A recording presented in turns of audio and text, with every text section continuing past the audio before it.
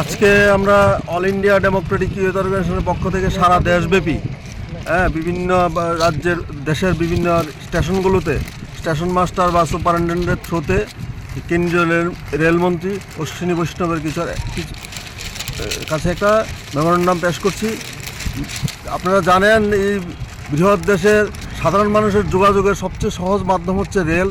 এই করোনা পরিস্থিতিতে রেলকে সরকার রেলের যে পরিবর্তনগুলো এনেছে, বিশেষ করে স্লিপার ক্লাসের সংখ্যা এবং জেনারেল ক্লাসের সংখ্যা দিনের পর দিন কমিয়ে আনছে এবং করোনা পরিস্থিতিকে সামনে রেখে বিভিন্ন নামে রেলগুলোকে, এক্সপ্রেস ট্রেন, সাধারণ ট্রেনগুলোকে বিভিন্ন নাম দিয়ে জনগণের কাছ থেকে অনেক বেশি পরিমাণে ভাড়া নিচ্ছে।